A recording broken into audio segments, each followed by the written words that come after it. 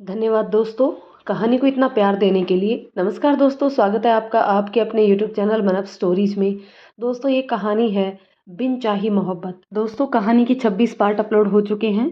ये 27वां पार्ट है। इस 27वें पार्ट को शुरू करते हैं। वो तो बिल्कुल ठीक है, बस जैसे ही फ्लाइंग जोन खुलता है मैं सबसे पहले तुम्हारे पास ही आऊँगा। राधा कहाँ है बेटा?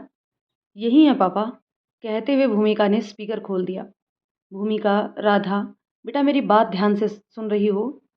अनूप ने अपनी आवाज़ संभाल कर भरे गले से कहा। हाँ, हाँ डैड बोलिए, आप परेशान क्यों हैं? अब तो हम आ गए हैं ना, सब ठीक हो जाएगा। हाँ, मुझे पता है सब ठीक ही होगा।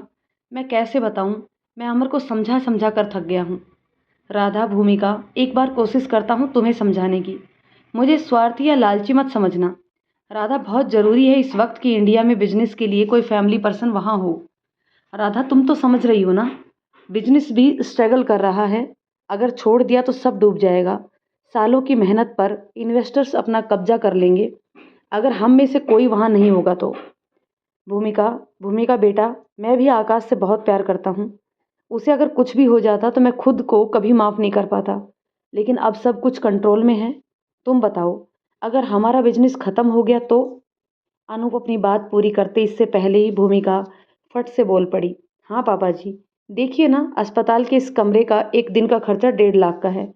वो सब मशीनें वसीनें जो लगाई है ना, उन सब का भी।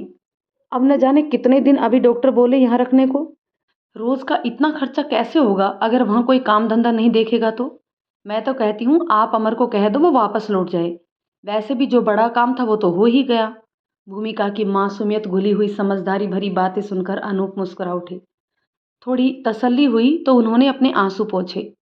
जो बात अपने लड़कों को समझाने में घंटा भर लग जाता था, वो बेटियों को इतनी कम देर में समझ आ गई। बड़ी तसल्ली हुई उन्हें। अमर मेरी बात नहीं सुन रहा है भूमिका। तुम और राधा समझाओ उसे कि उसकी ज़रूरत कहाँ है।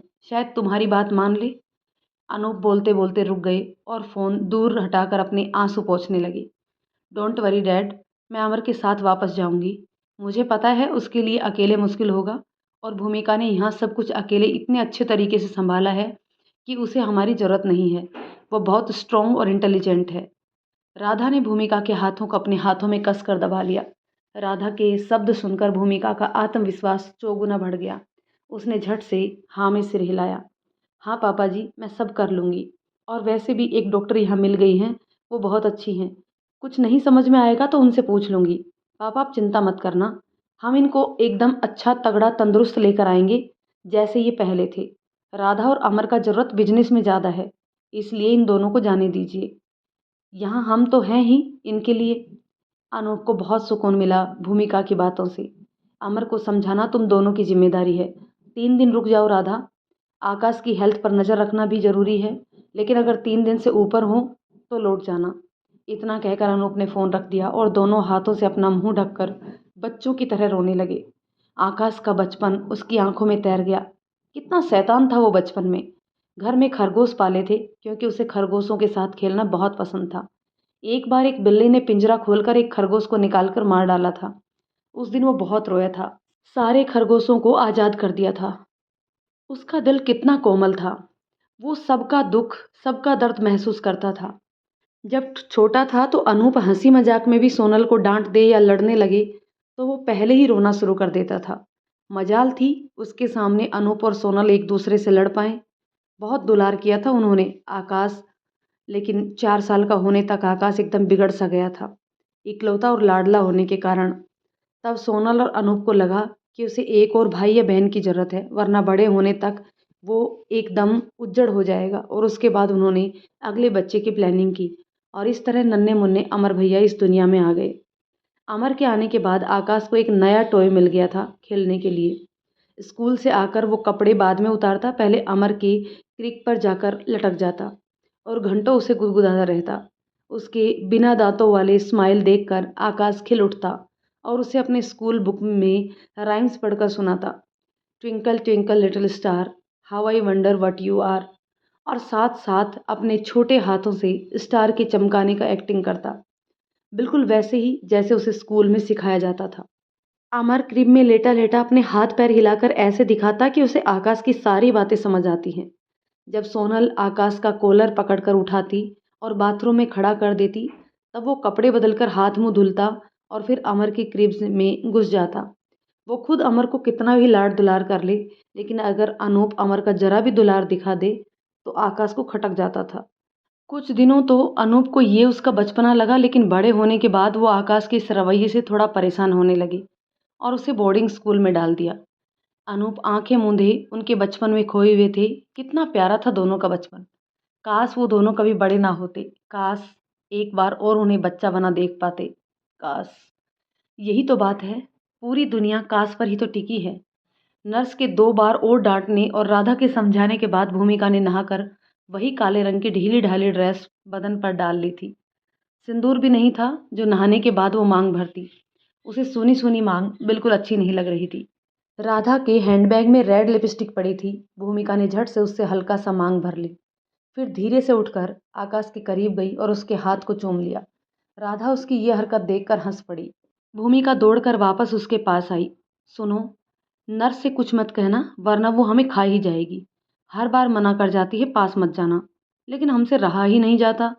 राधा हंसी और फिर शांत होते हुए उससे बोली, एक्चुअली कुछ मशीनों से लगातार मैग्नेटिक वेव्स निकलती हैं जो प्रेगनेंसी में तुम्हारे बच्चे के लिए ठीक नहीं है। वो अभी डेवलप हो रहा है। ऐसे में वो वेव्स उसके लिए हार्मफुल साबित हो सकती हैं।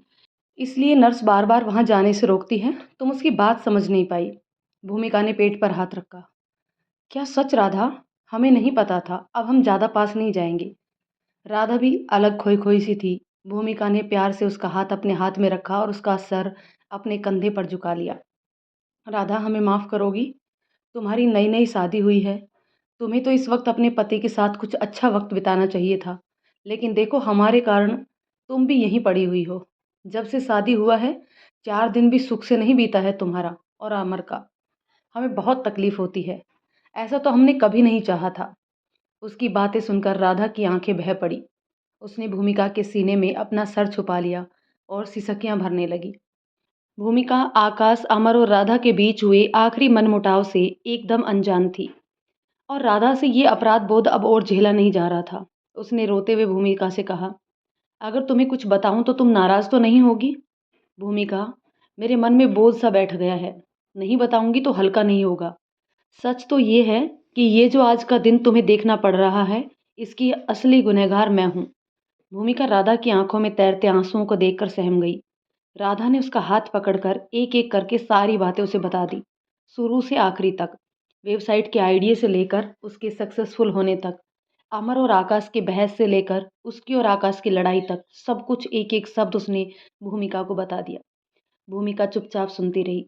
राधा को लगा था कि वो बिफर जाएगी, नाराज हो जाएगी, लेकिन भूमिका उसका सर सहलाते हुए बोली, जो कुछ हुआ, जो भी तुम्हारे, इनके और अमर के बीच, राधा उसमें सबसे बड़ा गलती तो इन्हीं का था। ये बुरे नहीं हैं, हमें पता है, लेकिन किसी की भी बात को ठंडे दिमाग से सोचते नहीं हैं। बस यही इनका गलती है। अगर बजाय अमर पर खिंचने के कुछ वक्त अपने कमरे में बैठकर फ़ायदा नुकसान के बारे में सोचते, तब न समझ आता कि अमर जो भी किया उसके भले के लिए ही किया। ऐसे ही ये हम पर विफर पड़ते हैं। पहले हमें लगता था कि गलती हमारी है, लेकिन सच तो ये है, गलत ये खुद होते हैं और इनका अहम इन्हें ये स्वीकारने ही नहीं देता। लेकिन राधा, हमारा का, हमें तो पूरी ज़िंदगी इन्हीं के साथ निभाना है, जैसे भी हैं, और हमें कोई शिकायत भी नहीं। जो इंसान दूसरे के लिए बहुत कुछ करता है, वो उम्मीद भी पाल ही लेता है, और हम जानते भी हैं, राधा ये अपने परिवार से बहुत प्यार करते हैं। पर क्या करें, अपने ही बचपना से हार जाते हैं। राधा उसकी गोद में सर रखकर लेटी रही। तुम मुझसे नाराज़ तो नहीं हो? बिल्कुल नहीं। उल्टे हमें तो लगता है ज़रूर इनके एक्सीडेंट का कारण वो विदेशी सरदर्द ही रहा होगा। इतना अच्छा तो गाड़ी चलाते हैं, फिर भी भिड़ गए। पता है, जब वो सरदर्द होता है तो इन्हें होश नहीं रहता। रात में होता था तो दर्द के मारे सर पकड़कर चिल्लाने लगते थे। हमने देखा है, इसलिए हम जानते हैं। राधा ने अपनी बात कह दी थी। भूमिका नाराज भी नहीं थी। उसके दिल का बोझ हल्का सा हो गया था। अमर कमरे में आ चुका था। भूमिका की वो ड्रेस पहनकर बड़ा बेढंगा सा लग रहा था, लेकिन अमर का जो ध्यान भी उधर नहीं गया। वो आकर राधा के पास सोफे पर आंख मूंद कर बैठ गया। भूमिका और राधा ने एक दूसरे की तरफ देखा। अमर सर झुकाए बैठा था, चुपचाप। भूमिका ने राधा को इशारा किया और उठकर अमर के पास पानी की बोतल ले आई। लो पानी पियो। कुछ खाए हो कि नहीं कल से? रुको, हम कुछ ले आते हैं नीचे से। यहाँ बहुत सारा खाने का सामान मिलता है नीचे। भूमिका ने आकाश का वॉलेट उठाया। उसमें कुछ कार्ड्स और थोड़ी सी सिंगापुर की करेंसी पड़ी थी। नहीं भूमिका, सुनो। बैठो, मैं ले आऊँगा। नहीं नहीं, तुम थोड़ी देर इनसे बात कर लो। शायद तुमसे बात कर लें, हमसे तो बोलते ही नहीं। भूमिका ने आकाश की तरफ इशारा कर कर कहा। फिर राधा की तरफ देखकर एक मीठी सी स्माइल पास की। राधा के लिए भूमिका को समझ पाना बेहद मुश्किल हो रहा था। जिन हालातों में कोई बड़े से बड़ा मजबूत दिल वाला भी शायद बेहाल हो जाता, उन हालातों में भी वो बिल्कुल स्टेबल थी। हंस रही थी, बोल रही थी, बातें कर रही थी। और सबसे बड़ी बात थी कि कम पढ़े लिखे वालों या गवारों वाली नहीं, बिल्कुल संतुलित सधे हुए शब्दों में। भूमिका आकर अमर के पास बैठ गई। सरदर्द हो रहा है का? सोए तो नहीं होंगे? चलो थोड़ी देर बेड पर लेटकर बदन सीधा कर लो। इनकी चिंता मत करो, देख रहे हो खुद कितने आराम से सोए पड़े हैं। एक बार उठने दो जरा इन्हें, फिर बताएंगे हम इनको। भूमिका ने अमर के बाल उंगलियों से ठीक करते हुए कहा। नहीं, मैं डॉक्टर से मिलकर आता हूँ और कुछ पेमेंट भी बाकी है वो भी कराता हूँ। ये इनके पर्स में पैसे हैं, यहाँ गांधी जी वाले नोट नहीं चलते। ये कार्ड्स भी लिए जाओ। अमर के उदास से चेहरे पर मुस्कान आ गई। हाँ मुझे पता है, मैंने एयरपोर्ट पर चेंज कर लिए थे, और वैसे भी इतने पैसों से कुछ नहीं होगा। इन्हें तुम संभाल कर रखो, अगर यहाँ किसी चीज़ की ज़रूरत पड़े तो उसके लिए। भूमिका ने वॉलेट वापस टेबल पर रख दिया। अनूप की बातों को लेकर अमर के अंदर कुलबुलाहट मची हुई थी। उसे पता था इतनी आसानी से जो मान जाए वो उसका बाप नहीं। वो जरूर अमर से दोबारा वापस जाने को कहेगा। वो बार बार अपनी हथेलियां रगड़ रहा था। भूमिका और राधा को बखूबी समझ में आ रहा था। राधा को पता था अमर पर उसकी बातों का भी असर नहीं होगा, क्योंकि आकाश से आखिरी बार राधा की जो बातचीत हुई थी उसे लेकर अमर भी कितना अपसेट था। ऐसे में राधा का कुछ भी बोलना अमर को बुरा ही लग सकता था। भूमिका आगे बढ़कर राधा से बोली। काहे राधा, तुम लोग कहाँ रुकोगे? अस्पताल में तो रुकने ना देंगे हमारे अलावा किसी को। होटल, पास में ही एक होटल है, वहीं रुक जाएंगे, तुम चिंता मत करो। अच्छा। भूमिका केटल से गर्म पानी कप में डालती हुई बोली। फिर वही मेज पर दरार में पड़े दूध पाउच और कॉफ़ी के पाउच निकाले और दोनों कप में घोल दिए। थोड़ी देर मिलाती रही, फिर लेकर राधा और अमर के पास बैठ गई। लो कॉफ़ी पी लो, थोड़ा अच्छा लगेगा। भूमिका के बहुत कहने पर अमर ने बेमन से कॉफ़ी का कप ले लिया। खाना उसने और राधा ने भी कल दोपहर से नहीं खाया था। अमर, बहुत पैसा खर्च हो रहा है ना? नहीं तो, तुम उसकी चिंता मत करो। काहे नहीं तो, वहाँ दिल्ली में 5 लाख रुपए भरवा लिए थे, फिर 25 लाख का पेमेंट तो इन्होंने हमसे आते ही आते करवा लिया था। उस वक्त हमें नहीं पता था कि इस प्लास्टिक के कार्ड में इतना पैसा होगा कि नहीं, लेकिन रहा होगा तो पेमेंट हो गया। अब देखो, रोज का रोज खाली कमरा का 1.5 लाख जाता है। इतना सारा मशीनें लगा रखा है इन सब का भी। तुमने मुझे पेमेंट की बात क्यों नहीं बताई? मैं या डैड कर देते। फ़ोन बंद था ना, तब चार्जर भी नहीं मिल रहा था। अब कार्ड तो था, कर दिए। नहीं होते तो कुछ जुगाड़ करके करते फिर। अमर वापस कप पकड़कर सिर झुकाकर बैठ गए। वो हम ये कह रहे थे अमर, ऐसे कैसे चलेगा? इतना खर्चा रोज का होता रहा तो मतलब बहुत दिक्कत रहेगा ना। अमर और राधा एक दूसरे को देख रहे थे। अमर ने भूमिका का हाथ अपने हथेलियों में पकड़ा और धीमी आवाज में बोला। तुम चिंता मत करो, यह रकम इतनी बड़ी नहीं है, और ना ही हमारे पास ऐसी कोई कमी है कि भैया के इलाज के लिए हमें पैसों का सोचना पड़े। लेकिन अमर, अगर वहाँ कोई काम देखने वाला भी नहीं होगा तो पैसे आएंगे कहाँ से? सब इलाज में लग जाएगा तो ऊपर से ये उठेंगे तो इन्हें अच्छा लगेगा क्या ये सुनकर कि उनका बना बनाया सारा काम चौपट हो गया? बुरा ना लगेगा? हमको आता होता बिजनेस बिजनेस तो हम तो लौट जाते। क्या करें, इतने पढ़े लिखे नहीं हैं। भैया, भैया के साथ रहना जरूरी है अभी भूमिका। तो 3-3 लोगों का क्या काम है? ज़्यादा कठिन काम तो वहाँ से यहाँ लेकर आना था अमर। अब तो आ ही गए हैं। अब तो यहाँ डॉक्टर है सब कुछ देखने के लिए। कुछ बिगड़ने थोड़ी ना देंगे। ऐसे में भीड़ लगाने का क्या मतलब? कोई मतलब नहीं बनता। बोलो तो राधा, कुछ गलत कह रहे हैं तो? राधा ने नाम में सिर हिलाया। फिर फिर यहाँ रुकने का क्या मतलब? पहले ही इतने इलाज का खर्चा और फिर तुम दोनों के यहाँ होटल में रुकने का। और बहुत महंगा जगह है ये राधा। ऐसे टाइम में इतना पैसा बहाकर का फ़ायदा? इससे अच्छा ना होगा कि तुम दोनों जने लौट जाओ, हम रहेंगे यहाँ। और पापा जी भी तो बोले थे ना कि जैसे वहाँ हवाई अड्डा खुल जाएंगे वो और मम्मी हमारे पास आ जाएंगे, इसलिए हमको तो कोई चिंता नहीं है। अमर चुपचाप बैठा कॉफ़ी के घूंट गले के नीचे उतारता रहा। मैं अभी यहीं रुकूंगा, 3 दिन उसके बाद की बात बाद में करेंगे। राधा और भूमिका दोनों अमर की हालत समझ सकती थी। हमेशा मस्त मौला मिजाज में रहने वाला अमर को एक साथ ढेर सारी जिम्मेदारियां आन पड़ने पर यह समझना मुश्किल हो रहा था कि वो किस काम को प्राथमिकता दे। उसका दिल भाई की तरफ झुकने को कहता था, लेकिन दिमाग को अनूप और भूमिका की बातें सही दिखाई पड़ती थी। 3 दिन बीत चुके थे। आकाश की हालत स्थिर थी, कुछ सुधार नहीं था। चौथा दिन लग चुका था। अमर आज भी इसी उपापोह में था कि उसे अब यहाँ रहना चाहिए या क्या करना चाहिए। ऑफिस से लगातार इन्वेस्टर्स के ईमेल्स और मैसेज आए जा रहे थे। ऑफिस का काम भी बुरी तरह से अव्यवस्थित सा हो गया था। इतनी मेहनत के बाद आकाश ने मुश्किल से जो नुकसान की भरपाई की थी, उस नुकसान का ग्राफ एक बार फिर ऊपर की तरफ उठने लगा था, जो कंपनी की छवि के लिए बेहद नुकसानदायक था। अनूप ने अमर से कोई बात नहीं की। उन्हें पता था अमर को कुछ भी समझाने का कोई फायदा नहीं है। सुबह सुबह होटल की बालकनी में राधा चुपचाप खड़ी थी। सामने शहर भाग रहा था। ऊंची ऊंची इमारतों के कांच सूरज की रोशनी से चमक रहे थे। अमर बाथरूम से नहाकर निकला और धीरे से उसके बगल में जाकर खड़ा हो गया। राधा ने उसकी तरफ देखा और मुस्कुरा दी। बहुत सोच समझकर अमर ने राधा से कहा, राधा, आई आई गेस मुझे वापस इंडिया जाना होगा। भाई की हालत स्टेबल है और इन्वेस्टर्स ने सर पर तांडव मचा रखा है। चीज़ों को सही करना बहुत ज़रूरी है, लेकिन भूमिका भी यहाँ अकेली है। राधा, तुम्हें उसके पास रहना चाहिए। मैं भी बीच बीच में आता रहूँगा। आई होप भैया जल्दी ठीक हो जाएं और सब कुछ पहले जैसा हो जाए।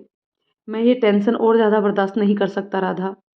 राधा मुड़ी और उसका सिर अपने कंधे पर रख लिया। यू डोंट वरी अमर, सब कुछ बहुत जल्दी सही हो जाएगा और तुम अकेले नहीं जाओगे, मैं भी चलूँगी तुम्हारे साथ। नहीं राधा, भूमिका को अकेला, एटलीस्ट अब उसकी हिम्मत को कम आंकना बंद करो अमर। पिछले 3 दिनों में तुमने अपनी आंखों से देख लिया है उसे दौड़ दौड़ कर आकाश सर के सारे काम करते हुए। डॉक्टर से मिलना, कितनी अच्छे से उनसे बात करना, डेबिट और क्रेडिट कार्ड्स को इतने सही तरीके से इस्तेमाल करना, बिना वीज़ा और पासपोर्ट हाथ में लिए वो हॉस्पिटल से बाहर नहीं निकलती। सारी रिपोर्ट्स को भले ही वो पढ़कर समझ नहीं पाती, लेकिन कितने करीने से सारी फाइल्स डेट वाइज लगा कर रखी हैं। कुछ ढूंढना हो तो परेशान ना हो। भूमिका समझदार है अमर, तुमसे, आकाश सर से और मुझसे भी ज़्यादा। उसे मेरी इतनी ज़रूरत नहीं जितनी तुम्हें है, क्योंकि कंपनी में तुमसे 2 साल सीनियर हूँ मैं। हर क्लाइंट और इन्वेस्टर की स्ट्रेटजी को तुमसे बेहतर समझती हूँ, इसलिए मेरा तुम्हारे साथ होना ज़्यादा ज़रूरी है। और हमारा वीज़ा 6 महीने के लिए वैलिड है। भूमिका को जब भी हमारी ज़रूरत होगी, हम 6 घंटे में उसके पास पहुँच जाएंगे। वो ये सुनेगी तो उसे बुरा लगेगा कि हम दोनों उसे ऐसी सिचुएशन में छोड़कर जा रहे हैं। नहीं लगेगा, आई बेट। राधा ने प्यार से उसके माथे को चूम लिया और उसके गले में बाहें डालकर उसके सीने से सर रख दिया। अमर, एक बात बोलूं? जब सब कुछ सही हो जाएगा ना, तो कुछ वक्त के लिए मैं और तुम किसी अकेली जगह पर जाएंगे, जहाँ मेरे और तुम्हारे अलावा कोई ना हो। मैं पागल हूँ तुम्हारे साथ थोड़ा सा वक्त अकेले में बिताने के लिए। अमर ने उसके सर को चूम लिया। जानता हूँ मैं। मशीनों की आवाज़ों में अचानक हलचल बढ़ गई थी और उन्हें सुनने वाला उस वक्त उस कमरे में कोई नहीं था। भैया, आप क्या कह रही हैं? मुझे कुछ समझ नहीं आ रहा। मैंने तो सोचा आप मुझे इनकरेज करेंगी कि पहली बार मैंने कुछ अच्छा किया। तो तुमने मुझे ये बताना ज़रूरी क्यों नहीं समझा? तुम ये स्टेप लेने से पहले मुझे एक बार इन्फॉर्म करना चाहिए था ना। बोलो। भैया, मुझे लगा था कि आपको सरप्राइज़ दूंगा तो आप खुश होंगे। बस इसलिए। बस इसलिए? बस इसलिए क्या? क्या बस इसलिए? इस बात को कॉन्फ्रेंस में कहकर तुम सबके सामने जताना चाहते हो ना कि तुम मुझसे ज़्यादा बेहतर हो, मुझसे ज़्यादा काबिल हो। बोलो, यही ना? मशीन की स्क्रीन पर मूवमेंट बढ़ता ही जा रहा था। लाइंस लगातार ऊपर नीचे हो रही थी। तुम कहना क्या चाहती हो राधा? यही कि प्रोडक्ट लॉन्च पर हुई गलती न भूमिका की थी और न ही अनुराधा की। वो गलती आपकी और आपकी सिक्योरिटी ब्रांच की थी।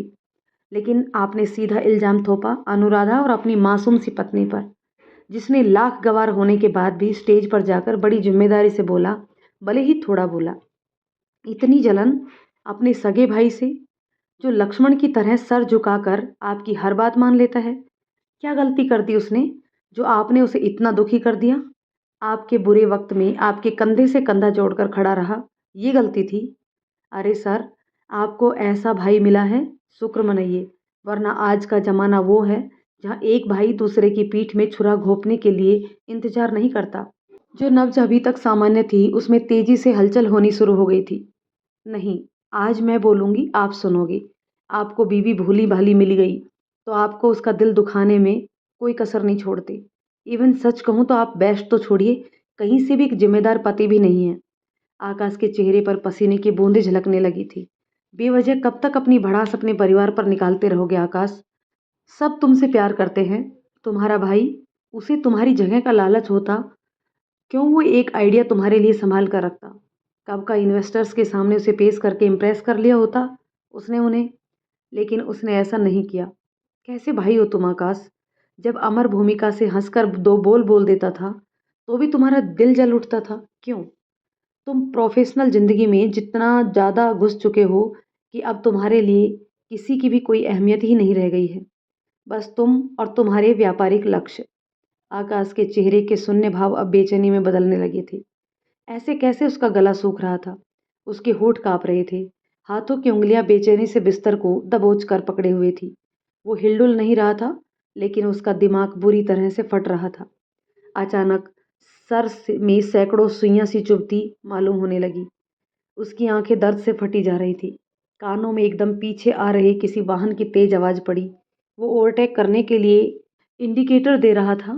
तेज चीखता हुआ हॉर्न, इतनी तेज मानो कान में पर्दे ही फट फाड़ देगा। आकाश जब तक साइड मिरर देखता और ओवरटेक के लिए जगह देता, तब तक एक पीछे से तेज स्पीड से आ रहे ट्रक ने जोर की आवाज़ के साथ उसकी गाड़ी को इतनी तेज टक्कर मारी कि उसकी कार एक ही बार में हवा में उछल गई, जमीन से कुछ फुट ऊपर।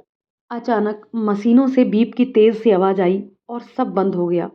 एकदम शांत। It's okay, it's okay, calm your nerves, you are fine man, you are fine. Akash के कानों में डॉक्टर की आवाज़ ड्रम की तरह बज रही थी। डॉक्टर्स ने कसकर उसकी कलाई को पकड़ रखा था। नर्स उसे कोई इंजेक्शन दे रही थी। आकाश बेचैनी से ऐंठा सा जा रहा था। Okay, don't let him alone for next few hours. उसने बहुत जोर लगाकर आंखें खोलने की कोशिश की। आंखों के धुंधलेपन में उसे सामने अनूप का चेहरा नजर आ रहा था।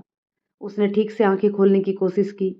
हाँ, वो उसके पिता ही थे, जो वहाँ उसके बेड के ठीक बगल में खड़े हुए थे। उसकी हथेली को अपने हाथों में कसकर थामे हुए थे। उसके माथे को सहला रहे थे। आकाश ने बहुत ताकत लगाकर सर घुमाने की कोशिश की। उसे लग रहा था केवल सर भर घुमाने से उसे पूरी जिस्म की ताकत का इस्तेमाल करना पड़ रहा है। अनूप ने उसके सर पर हाथ रख दिया। डैड, डैड आप आ गए? आकाश बेटा, शांति से लेटे रहो, अनूप भरभराई सी आवाज़ में बोला। नर्स उसके दूसरे हाथ में इंजेक्शन लगा रही थी, जिसकी दवा धीरे धीरे उसके बदन में से जा रही थी और वो निढाल सा होता जा रहा था। डॉक्टर्स की नज़र लगातार मॉनिटर पर थी। वो उसके ब्रेन को एनालिसिस करने की कोशिश कर रहे थे। अनूप की आवाज़ सुनने के बाद उसका उन्हें डैड कहकर बुलाना बता रहा था कि उसकी मेमोरी बिल्कुल ठीक है। डॉक्टर्स ने अनूप को इशारा किया कि वो उससे बात करते रहें। अनूप ने आकाश का हाथ और कसकर पकड़ लिया। आकाश बेटा, डैड, डैड मॉम ठीक है? आपने कहा था फ्लाई फ्लाई जोन्स बंद हैं। फिर अनूप ने आंसू भरी आंखों से डॉक्टर्स की तरफ देखकर सर हिलाया और आकाश का सर सहलाकर बोले, हाँ, मॉम एकदम फिट है, यहीं बाहर गई है, थोड़ी देर में आती ही होगी। आकाश ने आंखें मूंद ली। मैंने तुम्हें माँ की तबीयत के बारे में बताया था क्या? हाँ हाँ डैड, अभी तो दोपहर में बात हुई थी आपसे। और फिर फिर क्या हुआ था आकाश? ये कैसे हो गया? अनूप ने अपने आंसुओं को समेटते हुए उसकी हथेली अपने होठों के पास ले जाकर चूम ली। डैड, वो धु आकाश ने भूमिका की हथेली छुड़ाकर कसकर अपने सीने से दबा लिया और दर्द से एकदम बेचैन हो गया। बेड पर पैर पटकने लगा, रोने लगा। अनूप घबरा गया। क्या हुआ? क्या हुआ बेटा? दर्द हो रहा है यहाँ। आकाश ने उंगली से अपने सीने की तरफ इशारा किया, जहाँ उसका ऑपरेशन हुआ था। सही हो जाएगा आकाश, चोट आई थी ना, आराम से लेटे रहो। बताओ, क्या कह रहे थे? डॉक्टर्स की निगाहें अभी भी मॉनिटर पर टिकी हुई थी। भूमिका को कुछ मत बताइएगा डैड, उसको फ़ोन करके बोल दो कि ऑफिस का काम आ गया है। आकाश बहुत रुक-रुक कर धीरे-धीरे अपनी बात बोल पा रहा था। बोलने में उसे काफ़ी दिक्कत महसूस हो रही थी। उसे उसे कह दीजिए जाऊँगा। ठीक है डैड, मैं 4-5 दिन बाद उसे ले। हाँ, हाँ, मैं बोल दूँगा भूमिका को। अनूप ने पीछे हटकर अपने मुँह पर हाथ रख लिया। आकाश ने आँखें हल्की-सी बंद कर ली, जैसे उसे इतना बोलकर बहुत सुकून मिला था। अनूप से और बोला नहीं जा रहा था, लेकिन डॉक्टर के कहने पर उन्होंने आगे बात करना शुरू की। आकाश, बेटा ये कैसे हो गया? डैड, वो भूमिका को चेकअप के लिए ले जाना था। हाँ, हाँ, फिर रास्ते में मुझे माइग्रेन का अटैक आ गया। मैं होश खो बैठा। बहुत तेज आवाज़ें, हॉर्न, गाड़ी के, मुझे कुछ समझ नहीं आ रहा था। उसकी हार्ट बीट तेज होने लगी थी और एकदम से एक जोर का किक लगा कार को। पल्स रेट फिर एकदम से नीचे गिरने लगा। हालांकि डॉक्टर्स पूरी बॉडी के मूवमेंट पर नज़र बनाए हुए थे। और फिर अनूप ने सिर पर हाथ फेरते हुए पूछा। फिर मुझे कुछ याद नहीं सही से, और आकाश आंख बंद कर लेट गया। अनूप ने डॉक्टर्स की तरफ देखा और हाँ में सिर हिलाया।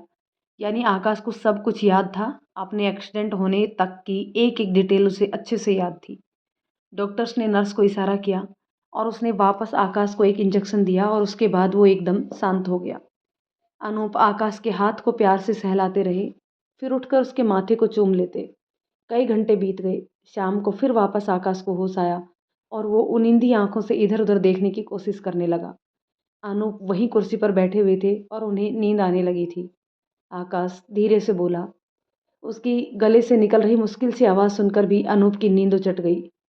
वो तुरंत उठकर डॉक्टर्स को कॉल लगाने लगे। आकाश फिर बोला, डैड प्लीज़ मेरी बात सुनिए। अनूप वापस आकाश के पास आकर बैठ गई। अमर अमर नहीं आया? बोलते बोलते आकाश की आंखों से आंसू बह पड़े। फिर उसने अपना मुंह दूसरी तरफ घुमा लिया। उसे आना भी नहीं चाहिए। मैं कितना मतलबी स्वार्थी भाई हूँ। भगवान दुनिया में किसी को ऐसा भाई ना दे।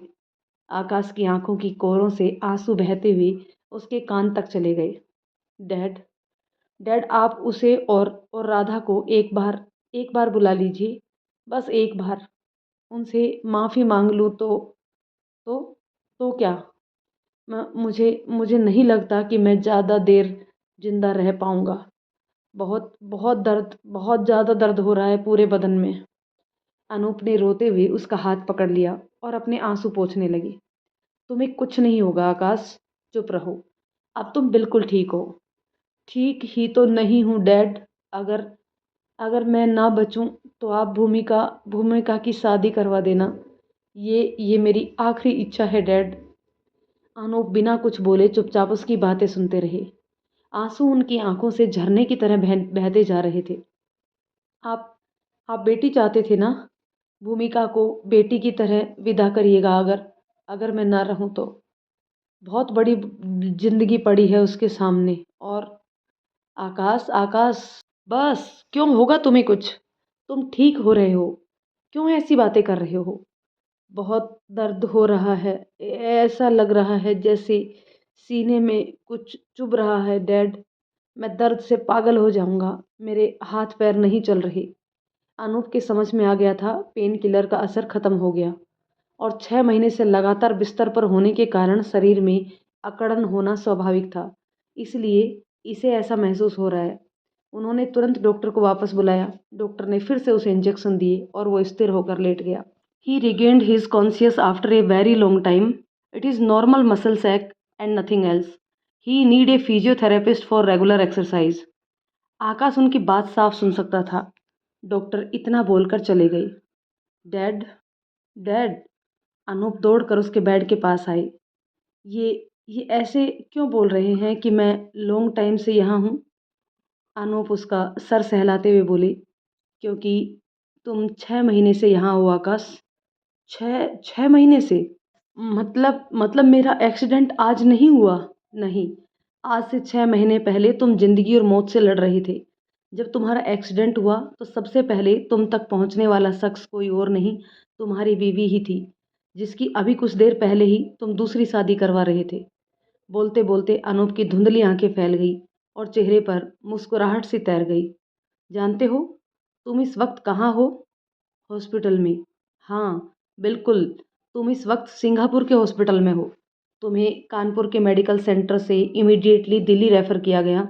अमर और राधा जब तक एयरपोर्ट पहुंचते तब तक भूमिका एयर एम्बुलेंस से अकेली ही तुम्हें दिल्ली ले आई थी। भूमिका का नाम सुनते ही आकाश की आंखें हैरानी से फैल चुकी थी। भूमिका? भूमिका मुझे दिल्ली लाई थी? अनूप मुस्कुराए। हाँ, लेकिन तुम्हारी क्रिटिकल कंडीशन देखकर वहाँ के डॉक्टर्स ने भी हाथ खड़े कर दिए और तुम्हें तुरंत सिंगापुर लाना पड़ा। किस्मत की बात है कि अमर और राधा के समय में से ना पहुंच पाने के कारण भूमिका ही अकेली तुम्हें दिल्ली से सिंगापुर लेकर आई थी। भू भूमि भूमिका अकेले मुझे? आकाश का गला भर आया था। पिछले 6 महीने से 1 मिनट भी तुमसे अलग नहीं रही। अमर और राधा के लाख समझाने पर भी वापस नहीं लौटी। सब कुछ अकेले करती रही, सारे डॉक्टर से मिलना, बात करना, उनके पीछे पीछे भागना, लगातार। बड़ी हिम्मती है वो। सोचो आकाश, जिस गांव की लड़की ने अपने गांव से बाहर और अपने शहर से बड़ा कभी कुछ देखा ही ना हो, उसे कितनी हिम्मत चाहिए होगी अपने पति को दूसरे देश की जमीन तक लाने के लिए। आकाश कुछ बोल ही नहीं पा रहा था, चुपचाप आंखें मूंदे लेटा हुआ था। तो क्या आपके आने के बाद चली गई वो? 1 मिनट 1 सेकंड के लिए भी उसने अकेला छोड़ा है तुम्हें, जो अब चली जाती? मैं तो वैसे भी बस 1 महीने पहले ही आया हूँ। उसके पहले तक वही तो थी अकेली, सारी तकलीफों से जूझती हुई। आकाश चुपचाप लेटा रहा, उसके दिल की धड़कनें सामान्य पड़ने लगी। तो अभी कहाँ है वो डैड? कहाँ है? अनूप ने उसकी हथेली को कसकर अपने हाथ में पकड़ा और उसके माथे को सहलाते हुए बोला, लेबर पेन में। उसे मैटरनिटी वार्ड में शिफ्ट किया गया है। तुम्हारी माँ भी उसी के साथ है, इसलिए चिंता मत करो, वो अकेली नहीं है। आकाश बिना कुछ बोले रोने लगा और अनूप के सर पर हाथ रखकर रोता रहा। बहुत बदल गई है तुम्हारी भूमिका। अब बचपना नहीं है उसमें और न ही उसकी बातों में। बड़ी हो गई है एकदम से, बहुत जिम्मेदारी भी। सबको अकेले संभाला है उसने। तुम्हें डर था ना कि तुम्हारे एक्सीडेंट की खबर सुनकर वो रोना धोना शुरू कर देगी? आकाश, जाहिर सी बात है, किसी की जिंदगी में भी अचानक से ऐसा मोड़ आ जाए तो उसे तकलीफ होती ही है, आंसू भी बहते हैं। लेकिन उस मुश्किल समय में भी जो हिम्मत उस लड़की ने दिखाई, शायद उस जगह मैं होता तो भी मैं नहीं कर पाता। बहुत कुछ सिखाया है उसने इन 6 महीनों में पूरे परिवार को, हम सबको, कि मुसीबत में एक दूसरे का कंधा कैसे बना जाता है। लेकिन उसने खुद किसी का कंधा नहीं ढूंढा रोने के लिए। शायद उसे लगता था कि आज अगर उसने हिम्मत हारी तो सब वहीं ख़त्म हो जाएगा। आज तुम्हें होश आ गया है, लेकिन अभी मैं उसे बताना नहीं चाहूँगा। वो कल रात में जब मैटरनिटी वार्ड में शिफ्ट होने गई तो पता है क्या बोलकर गई थी? आकाश ने सवालिया निगाहों से अनूप की तरफ देखा।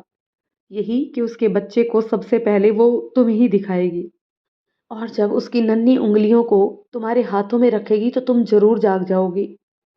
आकाश की आंखों में गरम लावा फूट पड़ा। अब मैं अभी उसे बताऊंगा भी नहीं कि तुम जाग गए हो। सोचो उसकी खुशी का मंजर जब वो तुम्हारी गोद में रखने के लिए उस नन्ही जान को लेकर आएगी और तुम उसे अपनी आंखों से देख पाओगे। शायद भगवान ने इसीलिए तुम्हें आज ही के दिन वापस चेतना लौटाई है, ताकि पिता बनने का सुख तुम खुद महसूस कर सको। आकाश ने हाँ में सिर हिलाया और अनूप की हथेली पर अपना सर रखकर सुबकने लगा। अमर अमर नहीं आएगा? उससे कह दीजिए मैं उससे माफ़ी मांगना चाहता हूँ। एक बार आकर मुझे अपना चेहरा दिखा दे। मुझे सुकून नहीं आएगा डैड। उसकी उसकी मुस्कान देखे बिना बहुत सताया है मैंने उसे। अब बहुत जल्द तुम ठीक हो जाओगी, फिर वहीं चलकर मिलना उससे। उसे भी नहीं बताया है मैंने कि तुम कॉन्शियस हो गए हो। मैं बस सबके चेहरा देखना चाहता हूँ। आकाश, मैं फ़ोन पर किसी से भी कुछ नहीं बताऊंगा। आकाश रोते रोते मुस्कुरा दिया। अनूप का फ़ोन बजा। सोनल, तुम्हारी मॉम का है, वेट बेटा। अनूप ने फ़ोन उठाया और स्पीकर खोल दिया। हेलो। कॉन्ग्रेचुलेशन मिस्टर, आप दादाजी बन गए हैं। भूमिका ने एक गुड़िया को जन्म दिया है। आकाश ने दोनों हाथों से अपना मुंह बंद कर लिया और फफक पड़ा। आकाश कैसा है? सोनल ने सवाल किया। सो रहा है। भूमिका कैसी है? हाँ बिल्कुल ठीक, सामने ही लेटी है, हंस रही है। अभी गुड़िया की शक्ल नहीं देखी है, ना ही किसी को देखने दे रही है। कह रही है सबसे पहले आकाश को ही दिखाएगी। आकाश के आंसू रुकने का नाम नहीं ले रहे थे। अच्छा, कितनी देर में आ रहे हो तुम दोनों? डॉक्टर्स थोड़ी सी फॉर्मेलिटी पूरी कर दें, फिर भूमिका और बेबी को रूम में शिफ्ट कर देंगे। ओके, जल्दी आना, कहकर अनूप ने फ़ोन रख दिया। आकाश बेड से उठने की कोशिश करने लगा, लेकिन हाथ में लगी ड्रिप के कारण उससे जोर नहीं लगा। कुछ नर्सेज और वार्ड बॉय ने उसके कमरे में बड़ी मशीन हटानी शुरू कर दी थी, जिनकी ज़रूरत सिर्फ उसके बेहोशी तक उसके शरीर की हरकतों पर कंट्रोल करने तक के लिए थी। आकाश आंखें खोले हुए छत की तरफ ताक रहा था। Now you have to try to move your body parts, like move your hands in a circular way, try to stretch your legs, if you are feeling you can try to walk. No doctor, I don't think I can walk now. It's okay. Whenever you feel fine. Doctor वापस चले गए। Dad, मुझे डर लगने लगा है। अनूप ने उसके माथे पर हाथ फेरते हुए पूछा। क्यों? पता नहीं, मैं चाहता हूँ कि ठीक होने के बाद मैं अपना साइकेट्रिक ट्रीटमेंट करवाऊँ, वरना अपनी कड़वी जबान से मैं सिर्फ सबका दिल दुखाता रहूँगा हमेशा। नहीं आकाश, ऐसा कुछ भी नहीं है, तुम खुद को पागल समझते हो। हाँ, पागल ही तो हूँ, तभी अपने साथ अच्छा करने वालों को तकलीफ पहुँचाने में, उनका दिल दुखाने में कोई कसर नहीं छोड़ता। फ्यूचर में अगर अपनी बेटी के साथ। आकाश के आंसू गले तक भर आए। अनूप ने मुस्कुराते हुए उसकी उंगलियों को अपने हाथों में भर लिया। अच्छा, तुम्हें एक बड़ी बात बताता हूँ। तुम्हें पता है, हमारे घर में 3 पीढ़ियों के बाद कोई लड़की पैदा हुई है। ना तो मेरे डैड के कोई सगी बहन थी, ना मेरी और ना ही तुम्हारी और अमर की। सोलंकी खानदान में बेटियों का अकाल सा पड़ा हुआ था, और अब देखो, पूरे 80 साल बाद हमारे घर में लक्ष्मी ने जन्म लिया है। तुमने तो आज मेरे खानदान का नाम रोशन किया है। इतनी खुशी तो मुझे तब भी नहीं हुई थी जब तुमने साउथ इंडिया में हमारा पहला प्रोडक्ट सक्सेसफुली लॉन्च किया था, जितनी खुशी आज मुझे तुम्हारे इस प्रोडक्ट लॉन्च की हो रही है। आकाश दर्द में भी हंस पड़ा। हाँ हाँ, इसमें हंसने वाली बात नहीं है। मुझे पता है तुम एक अच्छे पिता बनोगे, मुझसे भी बेहतर। वैसे भी तुम्हें मुझसे ज़्यादा बड़ा कुछ करने की इच्छा तो हमेशा से ही रही है ना। आकाश के आंसू भरे चेहरे पर प्यारी सी मुस्कान आ गई। डैड, भूमिका ने 6 महीने सब कुछ अकेले कैसे कर लिया, वो भी यहाँ सिंगापुर में। उसे तो इंग्लिश भी सही से नहीं आती, ऐसे में अकेले यहाँ। अनूप ने हाथ का इशारा कर उसे वहीं रोक दिया और सोफे पर रखा अपना लैपटॉप उठा लाए और उसे ऑन किया। फिर उसमें कुछ खोजने लगे और फिर लैपटॉप को टेबल पर सेट कर टेबल को आकाश की तरफ घुमा दिया।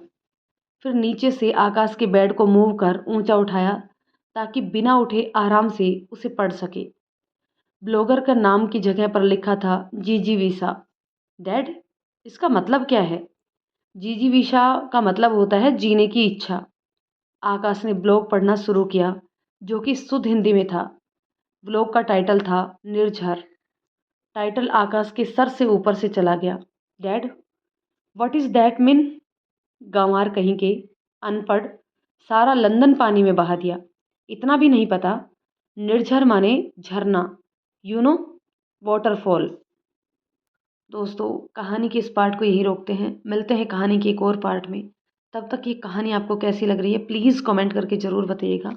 यदि कहानी पसंद आती है तो इसे लाइक और शेयर कर दीजिए, और यदि चैनल पर नए हैं तो प्लीज़ चैनल को सब्सक्राइब ज़रूर कर लीजिए। तो चलिए दोस्तों, मिलते हैं कहानी के एक और पार्ट में। तब तक के लिए शुक्रिया।